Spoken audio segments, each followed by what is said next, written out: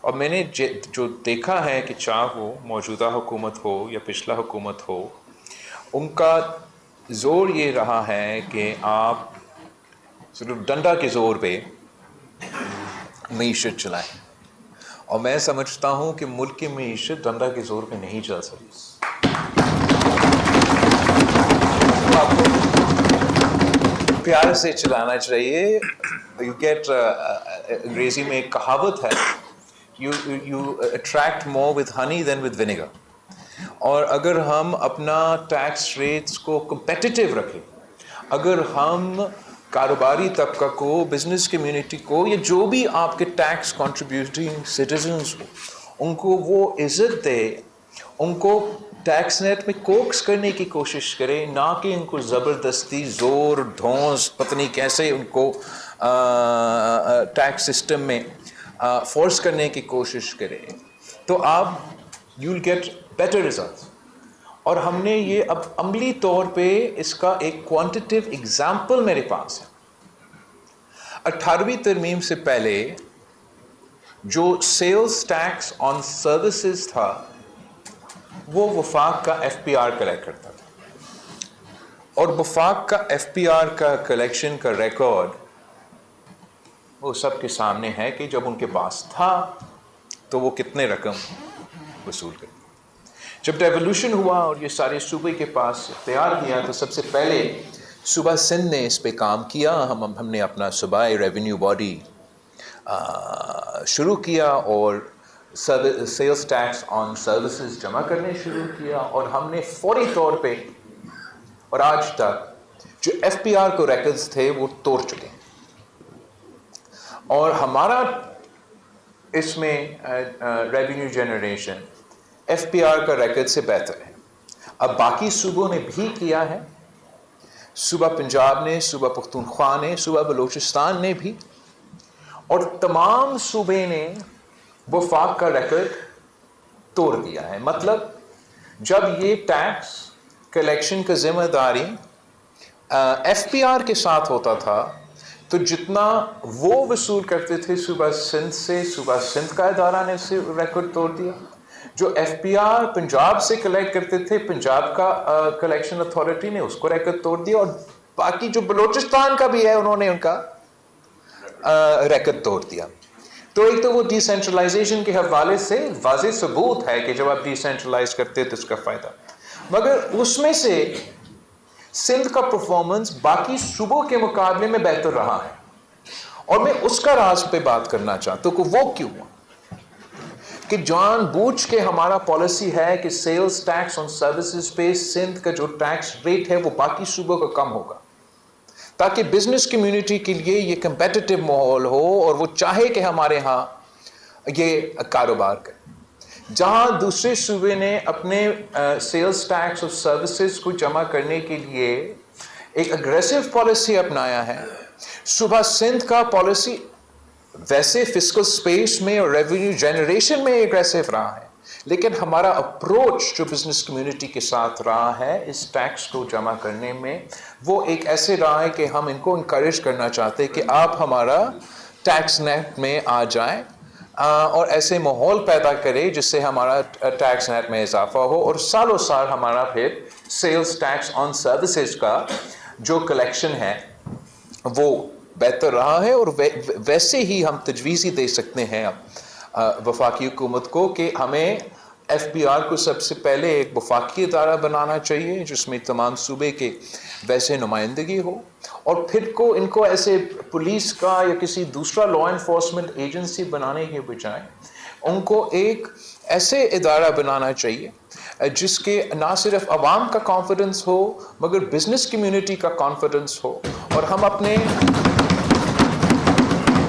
Tax contributing شہری کو اس طریقے سے قدر کریں کہ ہم اپنا ٹارگٹ کو بھی وصول کر سکے، ہم یہ ریونیو جنریشن بھی کر سکے،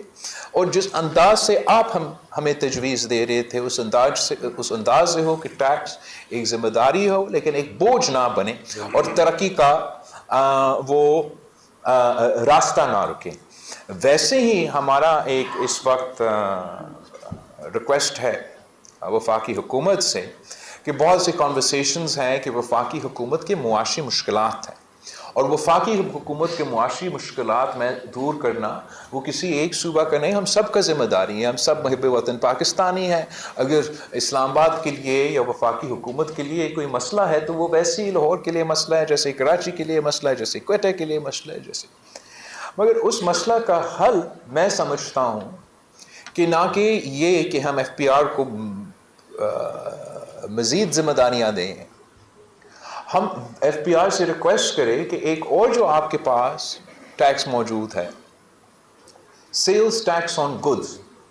وہ ابھی تک وفاقی حکومت کے پاس ذمہ داری ہے، وہ ویسے ہی اگر ڈیوالو کرنے کے لیے تیار نہیں تو نہ کرے، آپ اس کا کلیکشن کا ذمہ داری صوبے کو دے دیں، اور صوبے کو آپ یہ ٹارگٹس رکھے باقاعدہ، جو اس وقت آپ کا ٹیکس کلیکشن ہوگا سیلز ٹیکس آن گڈز کا، اسلام آباد کی جو اس وقت ان کا ریکارڈ ہے، وہ وہی ٹارگٹ ہو پھر لاہور کے لیے، وہی ٹارگٹ ہو پھر کراچی کے ادارہ کے لیے، وہی ٹارگٹ ہو پشاور کے لیے، وہی ٹارگٹ ہو بلوچستان کے لیے۔ اور اگر ہم آپ کی ٹارگٹ کو میٹ کرتے ہیں یا آپ اس میں اضافہ بھی کریں تو آپ کا اضافی ٹارگٹ کو ہم میٹ کرتے ہیں، تو وہ پیسہ پورا کا پورا ہم وفاقی حکومت کو دینے کے لیے تیار ہوں گے، اور وہ اپنے معاشی مشکلات دور کرنے میں تھوڑا بہت کامیاب اس سے ہوں گے۔ میں ساتھ ساتھ یہ بھی کہنے کے لیے تیار ہوں، ویسے کہتا آ رہا ہوں، میں نے خان صاحب کے دور میں بھی کہا، میں نے پچھلے پی ڈی ایم کے حکومت میں کہا، آج بھی کہہ رہا ہوں کہ اگر ہم آپ کے ٹارگٹ کو میٹ نہیں کرتے پھر اس صورت میں آپ ہمارا پیسے کاٹیں اور ہمارا پیسہ صرف وہ ٹارگٹ آپ پورا کریں، مگر اس پہ ایک شرط ہے، اور میں پورا یقین کے ساتھ کہتا ہوں کہ انشاءاللہ اگر یہ ہو جائے، اس شرط یہ کہ اگر ہم آپ کے ٹارگٹ سے زیادہ بہتر پرفارم کرتے ہیں تو پھر وہ اضافی پیسہ آپ صوبے کو دے دیں، تو ان کے بھی ایک انسینٹیو ہو کہ ہم یہ ٹیکس کلیکشن جمع کریں۔ جو انڈیپینڈنٹ رپورٹس اس وقت کے ہیں، جو نہ پیپلز پارٹی کا نہ کسی ادارے کا، جو انڈیپینڈنٹ رپورٹس ہیں، وہ کہتے ہیں کہ 3 ٹریلین کا لیکیج ہے آپ کا صرف سیلز ٹیکس آن گڈز کی حوالے سے۔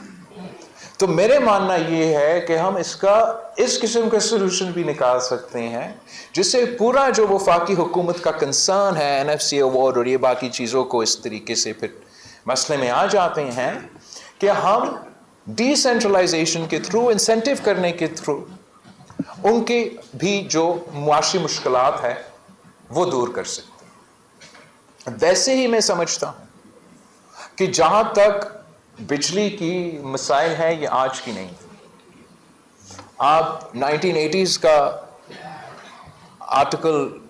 نکالیں پیپرز کے تو اس وقت کا حکومت بھی کہہ رہا ہوں کہ میں 90 دن میں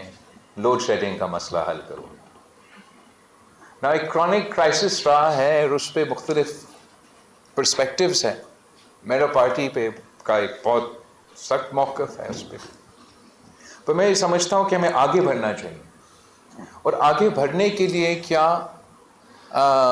ہم سولوشنز نکال سکتے ہیں۔ آپ نے جو پورا پروپوزل بھیجا اس پہ ہم اسٹڈی کرنا ضرور چاہیں گے۔ آپ ہمارے ٹیم جس میں کچھ ممبرز ادھر ہے لیکن کچھ اس وقت یہاں نہیں ہیں، ان کو بھی ہم انوالو کرنا چاہیں گے اس کنورسیشن میں، ہم آپ کے تجویز بھی آن بورڈ لینا چاہیں گے، آئی ایم شیور حکومت بھی سننے کے لیے تیار ہوگی۔ جہاں تک آپ کا کراس سبسیڈائزیشن کی بات ہے، آئی ڈونٹ نو اسپیسیفکلی کہ آپ کے جو اوپر کراس سبسیڈائزیشن کا ہے وہ کہاں آگے خرچ ہو رہا ہے، but I want to take you back to the election campaign. آپ کو یاد ہوگا کہ میرا پارٹی کا منشور میں یہ تھا کہ 200 یونٹ جو ہم غریب کو دینا چاہتے ہیں۔ Now, unfortunately that was misunderstood۔ لوگ یہ سوچ رہے تھے کہ میں نے مزید سبسڈی دینا تھا۔ ایکچولی اس وقت آپ سب کراس سبسڈائز کر رہے ہو، پورا ملک کراس سبسڈائز کر رہے 200 یونٹ کا کم دینے والا آدمی کو۔ میں روٹی کپڑا مکان والا جماعت ہے، میں کیوں کہوں گا کہ وہ 200 یونٹ اب میں تو سمجھتا ہوں کہ ان کو یہ اچھی بات ہے، ہمیں ان کو فیسیلیٹیٹ کرنا چاہیے، مگر میں سمجھتا ہوں کہ جب ہم نے یہ کراس سبسڈائزیشن شروع کیا تو تب کچھ اور حالات ہیں. اب ایک ایسا حل موجود ہے جس سے ہم غریب پسماندہ طبقات کا نیڈ بھی پورا کر سکے, اور جو کراس سبسڈی کا مستقل بوجھ ہے اگر آج نہیں تو کل اس کو کم کر سکتے. اینڈ طریقہ اتنا کہ جو وہ 200 یونٹ ہے اس کو 300 کر لے, سولر میں کنورٹ کرے, اینڈ نہ کہ سالوں سال آپ پورا ملک کا 200 یونٹ کو سبسڈائز کریں, یا جب بھی کوئی الیکشن آئے تو کوئی پھر حکومت یہ کرے کہ مزید ہم نے کراس سبسڈی دلوانا ہے تاکہ اگین آپ نے ریلیف دینا ہے. ہم اپنا ریلیف کا کانسیپٹ چینج